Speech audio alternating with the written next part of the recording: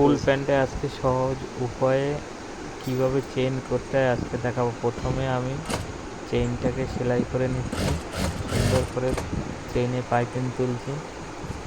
Piping তোলা হয়ে যাওয়ার পরে দুদিকেই তুলতে হবে। আমাদের পাইপিং তোলা প্রায় কমপ্লিট।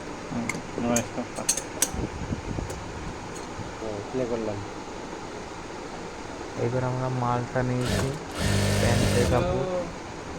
প্রথমে পেস্টিংটা চারোদিকে সেলাই করতে হবে। সেলাই করার পরে সুন্দর কাঁচি দিয়ে কাটতে হবে। কোণটা সুন্দর করে কাটতে হবে, পুরো পরিষ্কার করে কেটে পেস্টিংটাকে উল্টে দিতে হবে।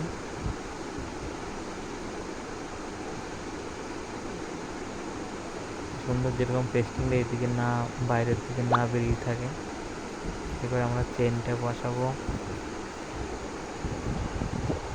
বসিয়ে দুদিকে টাকি মারতে হবে। সুন্দর করে সেলাই করে আমাদের চেন পুরো কমপ্লিট।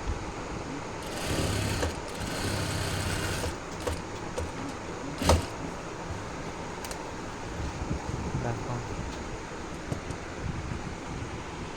সুন্দর একদম সেলাই করে কমপ্লিট হয়ে গেছে সাইড চেন।